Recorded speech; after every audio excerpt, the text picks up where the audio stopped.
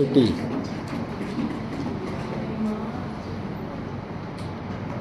Mass into velocity, पंखे बंद करिए, मास इनटू वेलोसिटी। ठीक है, तो थोड़ा सा आसान हो गया तुम्हारे लिए।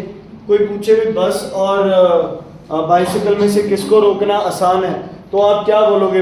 मोमेंटम बताओ। क्या बताओ? मोमेंटम। तो मास इनटू वेलोसिटी। मान लो आपके बस है, आपके पास 50 kg की, उसकी स्पीड है बेटा 10 मीटर पर सेकेंड, है ना, 500 kg की। और आपके पास बाइसिकल है, वो है 50 किसकी kg की, और इसकी स्पीड है 100 मीटर पर सेकेंड। तो बताओ किसको रोकने में फोर्स ज्यादा लगेगी?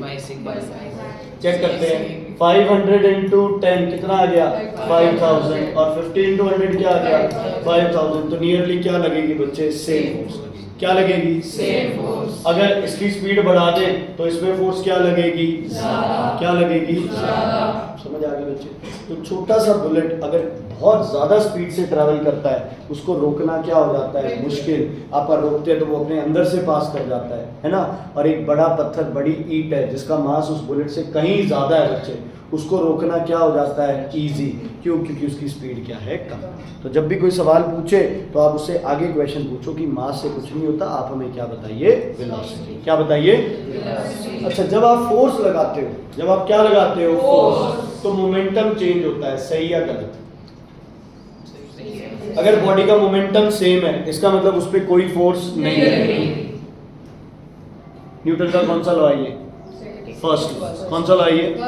फर्स्ट लॉ कहता है कि अगर बॉडी जैसी है वैसी चल रही है गुरमन जी, तो उस पर फोर्स नहीं लग रही है। अगर मास सेम है, वेलोसिटी सेम है, तो फोर्स नहीं लग रही है। अगर मोमेंटम सेम है तो फोर्स नहीं लग रही है। मतलब फोर्स लग रही है तो क्या चेंज होगा?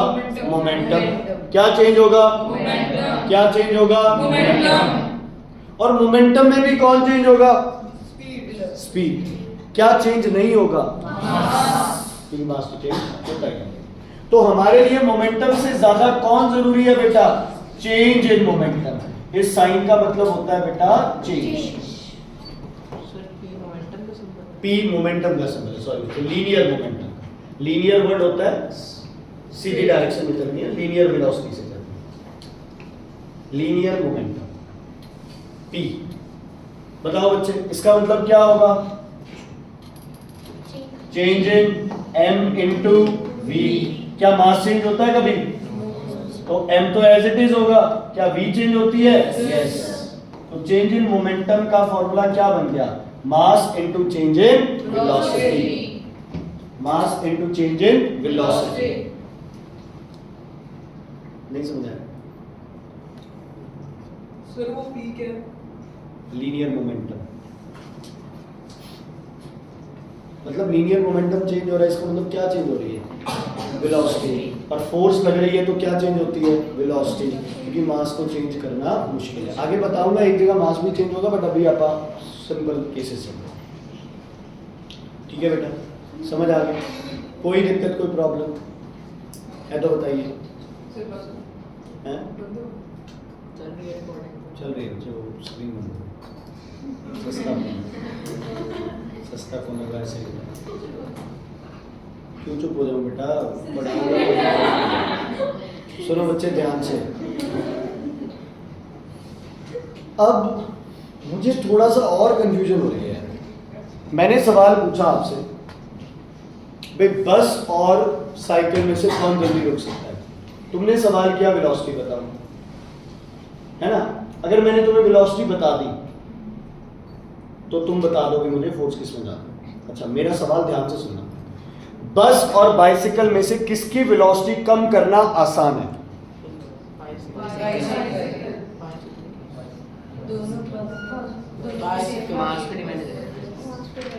मास तो यार बस का ज्यादा है ही है। बस और बाइसिकल में से किसकी वेलोसिटी कम करना आसान है? तुम्हारा सवाल होना चाहिए सर कितनी कम करनी है? वो तो एक थोड़ी भी करेंगे तो इक्वल ही होगी। हो सकता है बस की थोड़ी करनी हो, बाइसिकल की ज्यादा करनी हो। समझ आई? Is it clear? तो कोई आपसे पूछे बस और बाइसिकल में से किसको रोकना इजी है, तो रोकना तो बच्चे एक ही क्वेश्चन है वेलोसिटी, लेकिन आपसे पूछे कि किसकी वेलोसिटी चेंज करना इजी है, तो क्या सवाल पूछोगे? पहले तो कितनी चेंज करनी है ना? तो अपने लिए वेलोसिटी इंपॉर्टेंट हो जाता है या चेंज कितनी करनी है वो इंपॉर्टेंट हो जाता है? चेंज। कोई 1000 की स्पीड से चल रही है, कोई 5 की स्पीड से चल रही है। 1000 वाली को अपन ने 999 करना है और 5 वाली को अपन ने, अच्छा एक चीज बताओ, इधर देखो, एक बॉडी है जो इस स्पीड से चल रही है, इसकी स्पीड घटा के ये करनी है, और एक बॉडी इस स्पीड से चल रही है, इसकी स्पीड घटा के ये करनी है। बताओ दोनों में से फोर्स किस में ज्यादा लगेगी? First case, second case? इतनी तेज चलने के बाद भी इसमें फोर्स क्या लगेगी बच्चे? कम, क्योंकि फोर्स क्या करता है? वेलोसिटी को चेंज। जितनी वेलोसिटी ज्यादा चेंज कर लोगे उतनी आपने फोर्स क्या लगाई है? ज्यादा। एक बस 100 की स्पीड से चल रही थी, मैंने एक हाथ से उसे 50 की स्पीड पे कर दिया, ठीक है, और उसी बस को चैतन्य ने बच्चे 25 की स्पीड पे कर दिया। मैं ज्यादा स्ट्रांग हुई या चैतन्य? समझ आ गई बच्चे? तो हमारे लिए क्या इंपॉर्टेंट है बच्चे बताओ? मोमेंटम या change in momentum? Change in. और चेंज इन मोमेंटम में कौन होता है? Change in velocity. Change in velocity, change in velocity. सारी चीजें क्लियर है बच्चे? चल कोई बात नहीं बच्चे, हो जाता है, नारे लगाने वाले भी आ जाते हैं, कई बार होते हैं बच्चे, हर रैली में होते हैं बच्चे। हाँ जी बच्चे, ध्यान से सुनना बच्चे। अभिषेक जी मेरे एक सवाल का जवाब दो बच्चे। बस और बाइसिकल में से किसकी स्पीड चेंज करना आसान है? पूछ सकते हो, मेरे से सवाल पूछ सकते हो। कितनी वेलोसिटी चेंज? कितनी वेलोसिटी चेंज करनी है? बस की वेलोसिटी ज्यादा चेंज करनी है, साइकिल की वेलोसिटी कम चेंज करनी है? सर फिर इसका मास कितना है? मास बस का ज्यादा है, बस का मास भी ज्यादा है और वेलोसिटी भी ज्यादा चेंज करनी है। साइकिल का मास भी कम है और वेलोसिटी भी कम चेंज करनी है। फोर्स किस में ज्यादा लगेगी? बस स्पीड ही, बस की स्पीड ज्यादा चेंज करनी है और मास भी ज्यादा है। साइकिल की स्पीड भी कम चेंज करनी है और मास भी कम है, तो किसमें फोर्स ज्यादा लगेगी? बस में लगेगी, ऑब्वियसली लगेगी। बस का मास ज्यादा है, फोर्स ज्यादा, वेलोसिटी में चेंज ज्यादा, तो फोर्स ज्यादा। ठीक है, क्लियर है, सब सही हो गया, समझ आ गया अच्छे से, है ना? लेकिन लविश के मन में एक चीज चल रहा है, ये ऐसे तो नहीं, कुछ ना कुछ उल्टा बोलेगा। चल रहा है ना बच्चे मन में? सही चल रहा है बच्चे। तुम्हें एक और सवाल पूछना है, रोकना कितने टाइम में? रोकना कितने टाइम में? हो सकता है मैं कह दूं भाई बस कोई बात नहीं, 3 दिन में रोक लेना धीरे धीरे, और मैं कह दूं बाइसिकल को अभी रोकना है, राइट ना? समझ आ गई? बॉल कैच करते हो, बॉल को यहीं रोकना है ना? और मैं कह दूं कोई बात नहीं 2 सेकंड में रोक लेना, तो आप बॉल को हाथ ऐसे पीछे ले आओगे। यस और नो? पंखा घूम रहा है, मैं बोलूं अभी रोकना है, तो साथ के साथ पकड़ के रोकना पड़ेगा।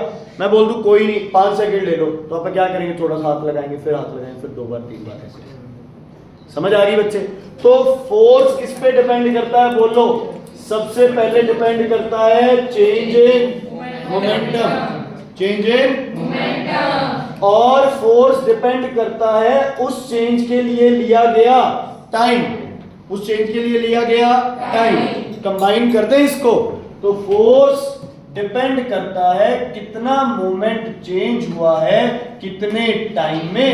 इसको बोलते हैं बेटा rate of change in momentum. देखो बच्चे, मैंने बड़े इजी वे में कोशिश की है तुम्हें चीजें समझाने की कि किस पे। पहले तो हंस, स्माइल किया कर क्लास में, उदास होकर मत बैठा।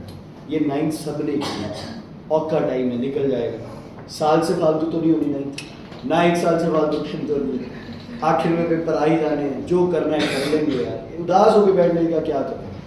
हम भी बैठते हैं, 10th का रिजल्ट आएगा, इस बार पता नहीं क्या आएगा, अगली बार पता नहीं क्या आएगा, वो रिजल्ट भी आ जाता है, सब चला जाता है। ठीक है, रिलैक्स होकर बैठो, बहुत अच्छा करेगा, प्रेशर नहीं लेना किसी चीज़ का। ठीक है, हमारी तरफ से भी प्रेशर नहीं जाएगा, तू भी प्रेशर नहीं, रिलैक्स, टेस्ट चेक करने वाला रहता है। सही हुआ था, थोड़ा सा हैप्पीनेस बढ़ा देगा। हाँ जी बच्चे सुनो, लिसन बच्चे एवरीवन, बताइए बेटा, ठीक है, ये समझ आ गया? मोमेंटम चेंज करना मतलब वेलोसिटी चेंज करनी है।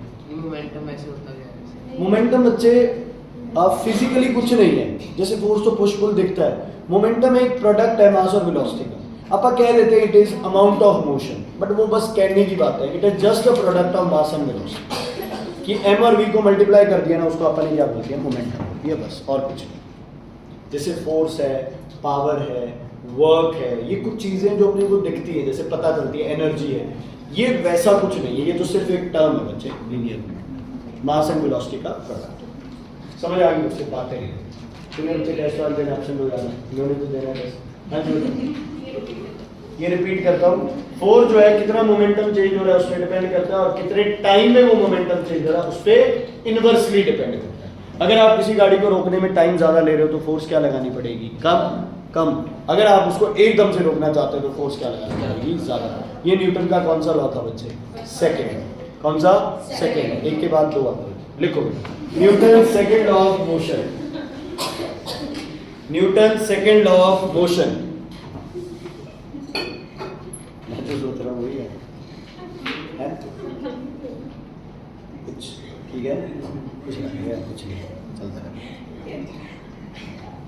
Newton's second law of motion states that यही लिखना है, the rate of change in momentum is directly proportional to the force applied. The rate of change in momentum is directly proportional to the force applied. Easy हो गई ना physics? अब पहले दो chapter की कंपैरिजन में बहुत इजी है बच्चे। The rate of change in momentum is directly proportional to the force applied. The rate of change in momentum is directly proportional to the force applied. The rate of change in momentum is directly proportional to the force applied. And the change takes place.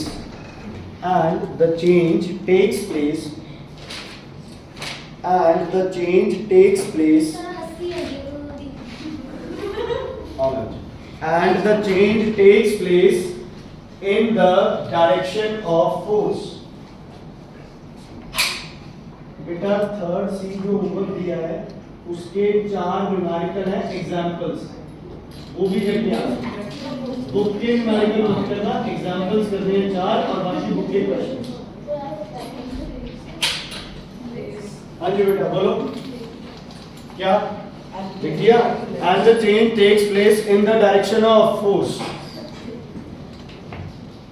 जिस direction में दीपांशु जी आप force लगाओगे उसी direction में क्या होगा? यही है। मान लो उधर जानी चाहिए बस, तो फोर्स भी इधर लगेगी बच्चे। यस और नो? यस और नो? समझ आ गया? कोई दिक्कत, कोई प्रॉब्लम? हटा दो इसको यहाँ से। ओके, ध्यान से सुनना बच्चे।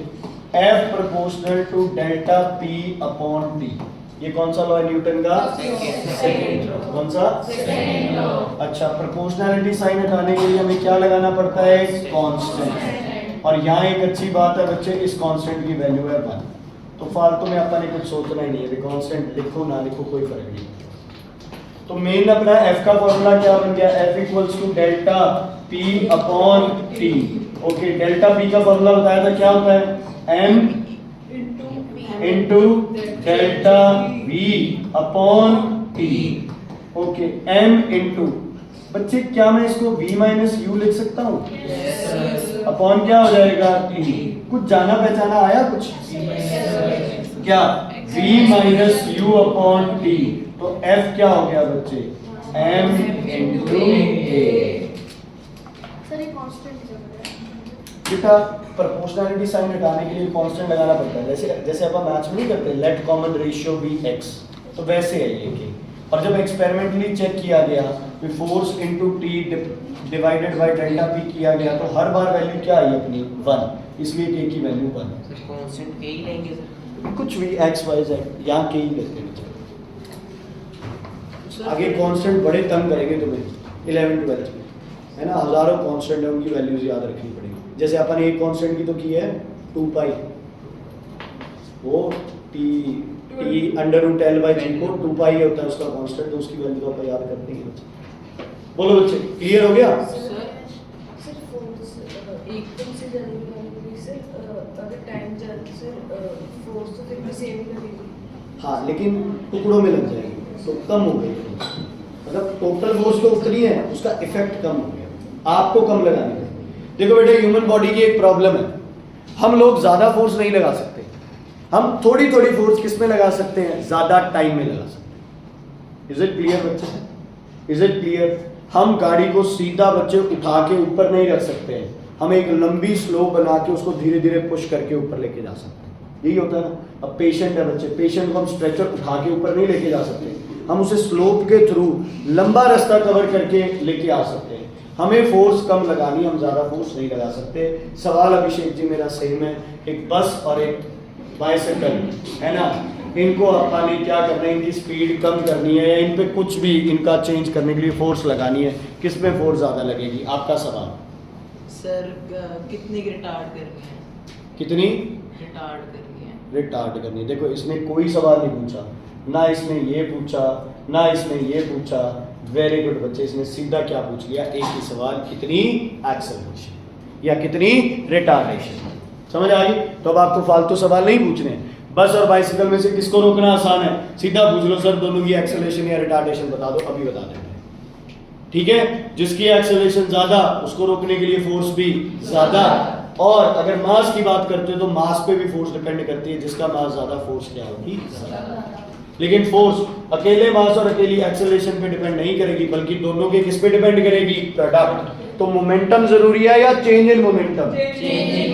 और चेंज इन मोमेंटम जरूरी है या rate of change in momentum? Rate of change in momentum. अकेला वेलोसिटी चेंज से नहीं बनेगा कुछ, अकेले मोमेंटम चेंज से नहीं बनेगा कुछ, वो मोमेंटम आप कितने टाइम में चेंज कर रहे हो, वो मेन बात है। समझ आ गई बच्चे? ये कौन सा लॉ है? सेकंड। कौन सा लॉ है? Second law. ठीक है बेटा, क्लियर है? पहले लॉ ने बताया था फोर्स क्या है, फोर्स वो है जो किसी बॉडी को अपनी सेम स्टेट में रहने नहीं देती। ये बताता है फोर्स कितनी लग रही है, उसके मास और एक्सेलरेशन को मल्टीप्लाई कर। ठीक है, क्लियर है बच्चे? इधर गंदा में क्यों है, समझ आ रहा है? हाँ, खुश रहा। क्लियर है बेटा? कोई दिक्कत कोई परेशानी है तो बताइए। ठीक है, लिखो, why does a cricketer withdraw his hands?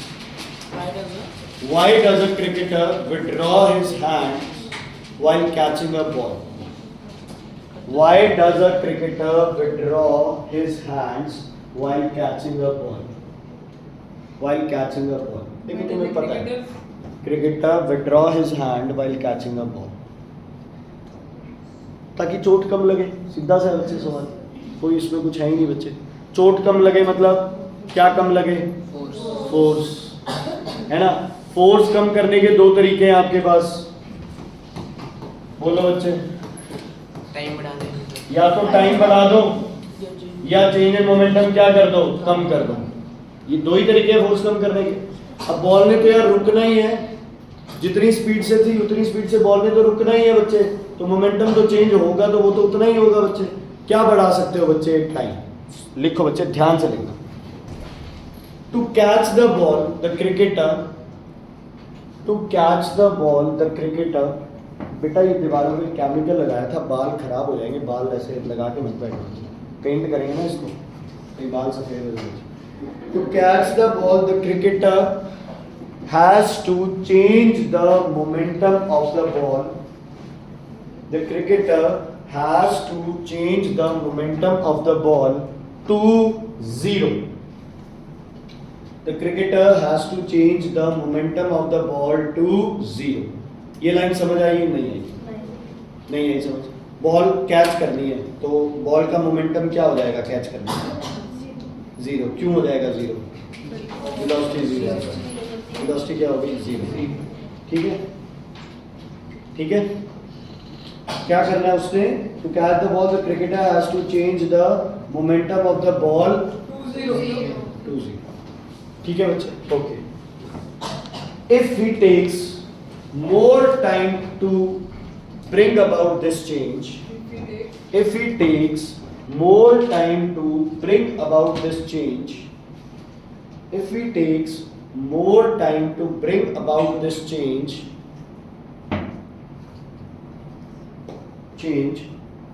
the force applied will be less. The force applied will be less. The force applied will be less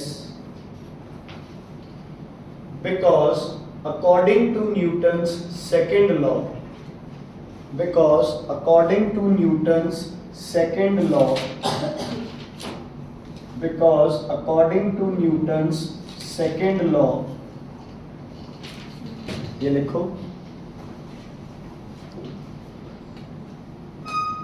ये लिखो,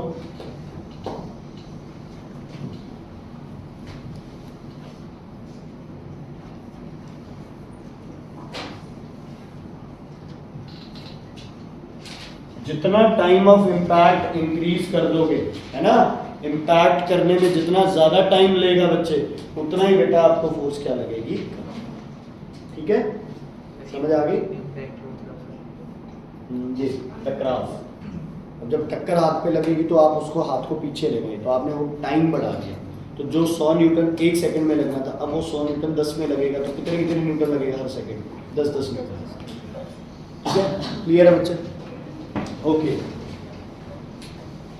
आरएफ ब्राड को बचपन से ही कहा जाता है बच्चे, ये क्या करता है, बेड की फट्टी पे, छोटे होते की बात बता रहा हूं, ये बेड की फट्टी पे खड़ा होकर वहां से छलांग मारता है बच्चे गद्दे पे, सबको ही होती है ये आदत, सभी ने किया होगा ये कभी ना कभी बच्चे, है ना, है ना, कुछ लोग आज भी करते होंगे बच्चे तुम में से। चलो, हुआ क्या, आरव ने गद्दे पे छलांग मारी, चलो चलता गया काम। एक दिन क्या किया बच्चे, इसके मम्मा ने वो गद्दे हटा दिए वहां से और सीधा गिरा फट्टे के ऊपर। आरव चोट कब ज्यादा लगी आपको, गद्दे पे या फट्टे पे? फट्टे पे। तो मैंने वीडियो बनाई आरव की पहले गद्दे पे गिरते हुए और उस वीडियो को स्लो मोशन में प्ले किया। तुम भी इमेजिन करो, जब आरव, है ना, ऐसे इसका मुंह गद्दे पे लगा होगा तो कैसे गिरा होगा, है ना, धीरे धीरे गर्दन गई होगी, और जब लकड़ी पे लगा होगा तब एक झटके में लगा होगा, है ना, ये सुनो, ओके। मैं अनिकेत के चांटा मारता हूं और उसकी स्लो मोशन में वीडियो बना लेता हूं, क्या होगा?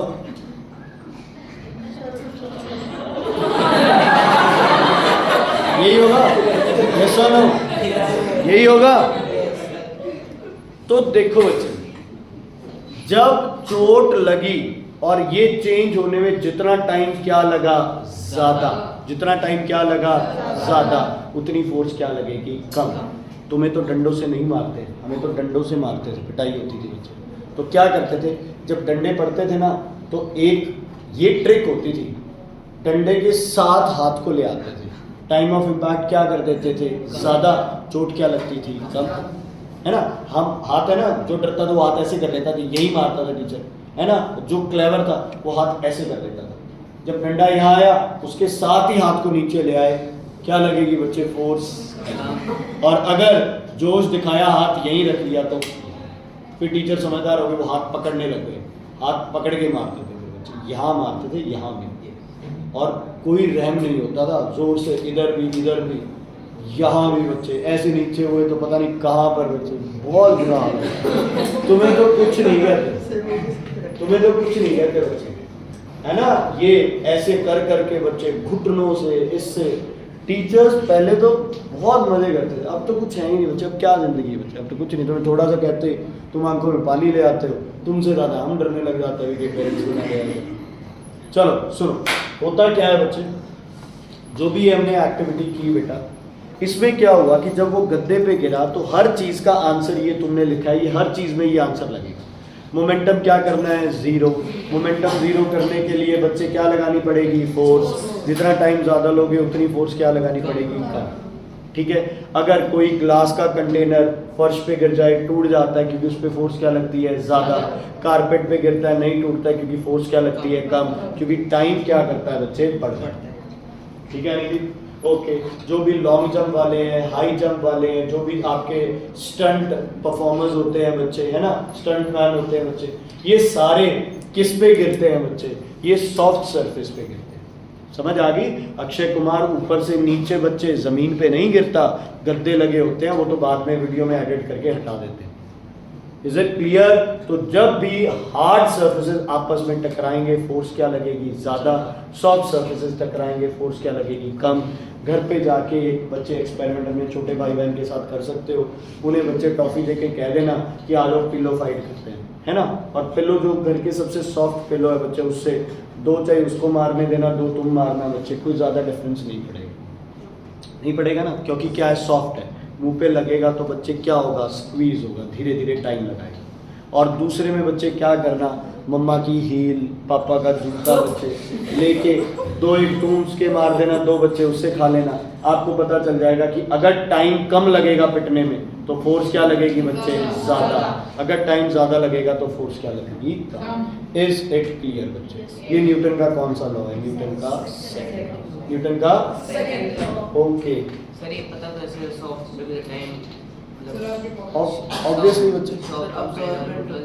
हाँ जी, पता था मतलब कि चीज सॉफ्ट लगे तो चोट तो लगेगी वो तो क्यों? टाइम बढ़ गया ना, कंप्रेशन कंप्रेस होगी ना, वो खुद कंप्रेस हो जाएगी। जैसे गाड़ी में शॉकर्स है, अब अपनी जो ये बिजली वाली जो इलेक्ट्रिक स्कूटीज आप लेके घूम रहे हैं बच्चे, कंफर्टेबल तो नहीं है ना ये। थोड़ा सा गड्ढा आते कैसे गड़गड़ गड़गड़ करने लगती है बच्चे, क्यों? क्यों? इनमें शॉकर्स नहीं है बच्चे। और यही बेटा आपके पास अगर बाइक हो, बाइक, अब बुलेट है बच्चे, है ना? बुलेट इतना स्मूथ क्यों है? क्योंकि उसकी क्या चीज़ बड़ी है बच्चे? शॉकर्स। शॉकर्स टाइम लगाते हैं वापस आने में। जितना टाइम ऑफ इम्पैक्ट ज़्यादा लगेगा बच्चे, उतनी फोर्स डिवाइड हो जाएगी। इकट्ठी 100 न्यूटन लगनी, उसकी बजाय अब जैसे जस्ट फॉर एन एग्जाम्पल, पूरा मत मानिए, ठीक है? और दोनों केस में मैंने फोर्स, टोटल फोर्स बराबर लगाई थी। किसका महसूस हुआ? पहले वाले का? पहले वाली शाबाशी ज़्यादा थी बच्चे, ठीक है? तो ऐसे हार्ड सरफेस पे टाइम कम है तो वो सारी इकट्ठी लगा दी, है ना? सॉफ्ट सरफेस पे टाइम ज़्यादा हो गया तो वो फोर्स आपका डिवाइड कर दी, पैकेट्स में लगाई। वो पंखे रोकने वाली एकदम से रोकना और धीरे धीरे रोकना। क्लियर है बच्चे? ओके, ध्यान से बेटा, वेरी इंपॉर्टेंट है, ग्राफ्स बहुत जरूरी है। मुझे एक चीज बताओ बेटा, F इक्वल्स टू क्या होगा? M इंटू ए। क्लियर है बेटा? समझ आ गई? ओके, ध्यान से बच्चे, अगर मास कांस्टेंट है तो F और A आपस में क्या हो गए बच्चे? Directly proportional. ठीक है, देखो इनमें ज्यादा फर्क नहीं है। F बढ़ाओगे तो एक्सेलरेशन बढ़ जाएगी, F कम करोगे तो एक्सेलरेशन कम हो जाएगी, या एक्सेलरेशन तुम्हें ज्यादा करनी है तो फोर्स ज्यादा लगेगी, है ना? ऐसा कुछ। बट बच्चे इसका ग्राफ बेटा, जब आप ग्राफ बनाएंगे तो ग्राफ ऐसे बनेगा, ध्यान से सुन लो बेटा। अगर फोर्स बढ़ाओगे तो एक्सेलरेशन भी क्या होती रहेगी? बता, इस ग्राफ में F ऊपर हो जाए, A नीचे हो जाए तो भी कोई खास फर्क नहीं पड़ता है, क्योंकि फोर्स और एक्सेलरेशन डायरेक्टली जैसे मर्जी ले लें सर ऊपर। ऐसे ही लोग, ऐसे तो बुक के अकॉर्डिंग, बट वैसे आपकी जैसे मन करता है वैसे। बेटा अगर एक्सेलरेशन कांस्टेंट हो जाए तो फोर्स और मास क्या हो गए? एक दूसरे के डायरेक्टली प्रोपोर्शनल। अच्छा मुझे ये बताओ, क्या फोर्स की वजह से मास बढ़ता है या मास की वजह से फोर्स बढ़ती है? यह एक ही बात है। फोर्स की वजह, गर्ल्स, फोर्स की वजह से मास बढ़ता है या मास की वजह से फोर्स बढ़ता है? फोर्स की वजह से मास नहीं बढ़ सकता, है ना? मान लो चैतन्य को वेट बढ़ाना है और मैं इस पे फोर्स लगाऊं, क्या इसका वेट बढ़ जाएगा? क्या इसका वेट कम हो जाएगा? नहीं होगा बच्चे। फोर्स से हम मास नहीं चेंज कर सकते, लेकिन मास से हम क्या चेंज कर सकते हैं? फोर्स। तो इस ग्राफ में, सॉरी डायरेक्टली, इस ग्राफ में मास नीचे रहेगा, फोर्स ऊपर रहेगी, और मास बढ़ने से फोर्स बढ़ रही है। ये ग्राफ उल्टा मत कर देना। हाँ जी बेटा। सर उसी स्पीड, लाइट की स्पीड से वो रह गया, वो एक लास्ट में करा, वो जान के नहीं छेड़ा मैंने, वो पॉइंट मैंने जान के नहीं छेड़ा। हाँ इसमें तो नीचे है, ठीक? क्लियर? दो ग्राफ हो गए। अच्छा अब मुझे मास और एक्सेलरेशन के बीच की रिलेशन बताओ, क्या? पक्का? पक्का? मंडे क्या है? टेस्ट किसका? Flower and pollination and fertilisation, दोनों चैप्टर्स की एक्सरसाइज का टेस्ट है। इकट्ठे बच्चे,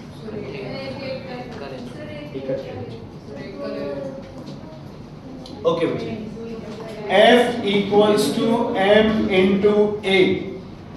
F equals to M into A। सिर्फ एक्सरसाइज क्या है यार, कितनी क्या एक्सरसाइज, कोई बात नहीं। F equals to M into A, F equals to F equals to M into A। Clear है बच्चे, ध्यान से सुनना, ध्यान से सुनना। F upon A equals to M, ठीक है, या फिर F upon M equals to A। मतलब A इनवर्सली प्रोपोर्शनल हो गया किसके, मास के, अगर F हमारा क्या है, कांस्टेंट। मतलब अभिषेक अगर सेम फोर्स लगा रहा है बस पे और बाइसिकल पे, तो किसकी एक्सेलरेशन ज्यादा होगी, सेम फोर्स लगा रहा है बस पे, सेम फोर्स लगा रहा है बाइक पे। इसका नहीं जिसका वेट कम अबे यार बस और बाइक, जिसका वेट कम होगा बाइक ठीक है। ये ग्राफ कैसे बनेगा बच्चे, मास और एक्सेलरेशन का ग्राफ बताओ कैसे बनेगा।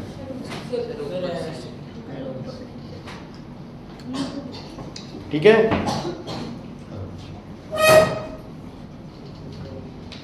सर मास को नीचे इसका रखिए, मास कांस्टेंट है क्योंकि मास के हिसाब से एक्सेलरेशन चेंज हो रही है, एक्सेलरेशन के हिसाब से मास नहीं चेंज।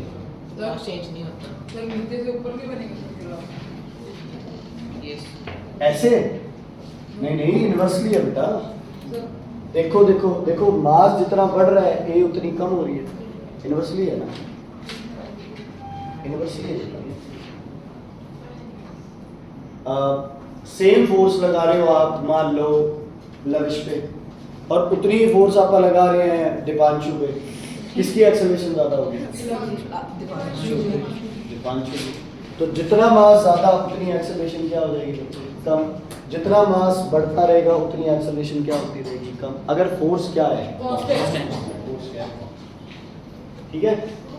आगे आप समझ क्लियर है, ओके। देखो एक क्वेश्चन, ये साइड में जगह पड़ी है, ये यूज कर लेते। हाँ टेस्ट भी बने, डेराइव न्यूटन्स, डेराइव न्यूटन्स। देखो बच्चे, ये ग्राफ बनाने का सही तरीका ये है, ये सही शेप है ग्राफ की, वेरी गुड, ये सही शेप है ग्राफ की। हवा में बता, एक आधा ही सही होता है। हाँ जी, derive Newton's first law from second law. Derive Newton's first law from second law. Derive Newton's first law from second law. आज से 2-3 साल पहले ये क्वेश्चन बहुत आता था, अब नहीं पूछते, but still Newton's second law, Newton's first law from second. अच्छा, Newton's second law क्या कहता है, F equals to, ठीक है, F equals to m into a। अच्छा, और फर्स्ट लॉ क्या कहता है, फर्स्ट लॉ क्या कहता है, फर्स्ट लॉ ऐसा तो कुछ कहता ही नहीं है। फर्स्ट लॉ तो कहता है अगर if equal to 0 it means body remains at rest or in the same motion। अच्छा, अगर रेस्ट पे है बॉडी और मोशन सेम है तो ए की वैल्यू कितनी होगी, 0। बॉडी रेस्ट पे है तो ए की वैल्यू 0, अगर मोशन सेम है तो ए की वैल्यू 0। इज इट क्लियर, समझ आ गई। ये लिख रहा है लेकिन बीच में 5 लाइन का गैप छोड़ना है, बीच में 5 लाइन का गैप छोड़ना है, बीच में 5 लाइन का गैप छोड़ना है। You have to leave a gap of 5 lines in between।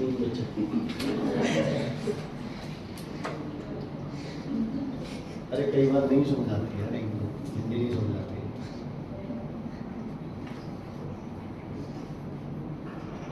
सारी भाषाएं हमारे पास, पंजाबी, हिंदी, इंग्लिश, हरियाणवी, बागड़ी, उर्दू लिखनी आती है, बच्चे बोलनी नहीं आती। तुम्हें नहीं आती उर्दू, फिर मुझे आती है। तुम्हें नहीं आती, मुझे आती है। सर वेट कम है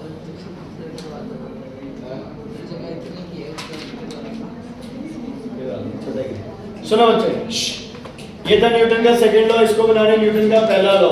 चेक कर लेते हैं, इधर देखो, इफ एफ इज 0, इसका मतलब क्या हुआ, m into A is also 0। Clear है बच्चे? अगर f 0 है इसका मतलब m इंटू ए क्या है, 0 है। क्या मास 0 हो सकता है कभी? तो क्या 0 होगा? मास can not be 0, so acceleration is 0, which is Newton's first law. कर दिया ना प्रूफ? हमने प्रूव कर दिया भी अगर फोर्स 0 है तो मास नहीं है 0। कौन 0 है? एक्सेलरेशन। मतलब रेस्ट पे है तो रेस्ट पे है, मोशन में है तो मोशन में है। लिख लो बच्चे, ना करो यार, लिखो। ठीक है? सर फोर्स 0 है तो वैसे भी सेम ही हो गया सर। कैसे? दोनों की फोर्स सेम है सर, 0 होगा। अगर फोर्स 0 है इसका मतलब एक्सेलरेशन क्या है? तो न्यूटन का कौन सा लॉ हो गया? हाँ, अगर फोर्स नॉन जीरो है तो मतलब एक्सेलरेशन भी 100% क्या होगी? Non zero. मतलब फोर्स लगाते ही बॉडी या तो रेस्ट की रेस्ट पे नहीं रहेगी, या मोशन बॉडी का क्या हो जाएगा? चेंज। और ये न्यूटन का कौन सा लॉ था? फर्स्ट लॉ कहता है फोर्स लगते ही एक्सेलरेशन होगी, फोर्स नहीं लग रही तो एक्सेलरेशन नहीं होगी। और ये हमने अभी क्या कर दिया? प्रूव। क्या कर दिया बच्चे? प्रूव। Is it clear? बेटा मैंने बहुत सिंपल रखने की कोशिश की है, बुक में कुछ लैंग्वेजेस मतलब इनकी लॉस की है, बट इतना नहीं है बच्चे। जो औखा पार्ट था तुमने वो दोनों चैप्टर निकाल दिए, हर किसी के निकाल दिए। बायो कितनी इजी हो गई है बच्चे, है ना? बायो में क्या थोड़े बहुत कोई नाम याद है, बाकी तो बायो में उतना है ही नहीं। जो पहले टिश्यू और सेल चैप्टर में था, टिश्यू ज़्यादा था। अब केमिस्ट्री में पहला और दूसरा केमिकल इक्वेशन तुम कह रहे थे इजी है, मैं तो तुम्हें पहले दिन से कह रहा था कि डिफिकल्ट चैप्टर है। इसके बाद अब एटॉमिक स्ट्रक्चर, गैस लॉज, अब कोई डिफिकल्ट नहीं है। अब तो जल्दी भी होंगे और चैप्टर भी इजी है। समझ आ गई ये चीज? ओके। अब बच्चे एक कंडीशन करनी है तुम्हें। देखो बेटा, बॉडी क्या है? अगर बॉडी, ये समझ रहे हो what is c? Speed of light. Speed of light. अगर बॉडी लाइट की स्पीड से कम की स्पीड पे चल रही है, कोई एग्जांपल दो। कार, बाइक, सारी इस दुनिया में सारी चीजें लाइट की स्पीड से क्या चलेगी? तो मास क्या रहेगा हमेशा? कांस्टेंट। क्या रहेगा हमेशा? क्या रहेगा हमेशा? कांस्टेंट। तो चेंज इन मोमेंटम का फॉर्मूला बनेगा m multiplied by delta v, जो आप पहले कर चुके हैं। यही किया ना अपन। मोमेंटम चेंज मतलब पारस क्या चेंज हो रहा है? सिर्फ वेलोसिटी, क्योंकि मास हमेशा क्या रहता है? कांस्टेंट। क्या रहता है? कांस्टेंट। लेकिन आइंस्टाइन ने एक और इक्वेशन दे दी बच्चों, मतलब कई बार ये सिंबल भी आ जाता है नियरली इक्वल का, है ना? अगर आपकी v और c बराबर है, मतलब कोई किसकी स्पीड से चल रहा है? लाइट की स्पीड से, तो अब उसका मास क्या होता है बच्चे? चेंज। उसका मास देखो, अभी मैं उसको डिटेल में नहीं कर रहा, उसकी प्रॉपर डेरिवेशन आपकी इक्वल्स टू mc स्क्वायर या m naught upon under root 1 minus v square by c square कुछ होता है। देखो बच्चे, मैं अभी के लिए सिर्फ इतना समझ लो, अगर बॉडी लाइट की स्पीड से चल रही है ना तो उसका मास चेंज होगा, है ना? मैं बता गलत रहा हूँ, सिर्फ समझने के लिए, वो तुम्हें भी थोड़ा समझ आ जाए। लाइट के पार्टिकल्स है फोटॉन्स, सूरज से चले होंगे, हो सकता है उनमें कुछ मास हो बच्चे, लेकिन वो किसकी स्पीड से चल रहे हैं? लाइट की। सारा मास किस में चेंज हो गया? एनर्जी में, तो उनके कोई मास है ही नहीं। इलेक्ट्रॉन मास क्या है उसका? नेग्लिजिबल। हो सकता है कभी जब इलेक्ट्रॉन चले उनका मास हो, लेकिन मास सारा किस में चेंज हो गया? एनर्जी। इलेक्ट्रॉन लगातार क्या करते जा रहे हैं बच्चे? घूमते जा रहे हैं, घूमते जा रहे हैं, है ना? लाइट लगातार क्या चलती जा रही है? चलती जा रही है, क्योंकि हो सकता है उसका सारा मास किस में चेंज हो गया? एनर्जी। समझ आ गई? देखो मैं फिर से कह रहा हूँ, ये मैंने आपको कुछ सही नहीं बताया है, मैंने सिर्फ तुम्हें समझाने के लिए एक कोशिश की है कि अगर आप लाइट की स्पीड से चल रहे हो तो आपका मास क्या हो जाएगा? चेंज। मास क्या हो जाएगा? मास क्या हो जाएगा? चेंज। तो वो टाइम मशीन एंड वो कंसेप्ट बच्चे फेल होने इसलिए लगे कि अगर आप लाइट की स्पीड से तेज चल गए तो अपना मास क्या हो जाएगा? चेंज। अगर अपना मास बढ़ गया या कम हो गया तो हम क्या वो सेम चीज रहेंगे? नहीं। तो वो फिर सारा ये थ्योरेटिकल हो गया सारा काम। ध्यान से सुनना बच्चे, अगर कोई इस स्पीड से चल रहा है तो उसका मास भी क्या होगा? चेंज।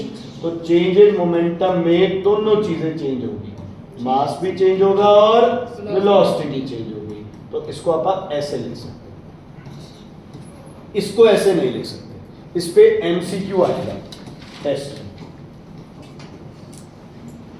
और ऐसे मुंह बना रहे हो, टेस्ट के कितने सारे क्वेश्चन मैंने बता ही दिए, डिफरेंस बिटवीन बता दिया, ओवरी ओव्यूल वाला बता दिया, फ्लावर का डायग्राम, पोलन का डायग्राम, ओव्यूल का डायग्राम, तीनों में से एक डायग्राम है, या दो आने हैं सॉरी। पोलन का ड्रॉ करने के लिए आता है ज्यादातर। पोलन का ड्रॉ करने में क्या है, एक सर्कल भोपाल से जंप हो गया।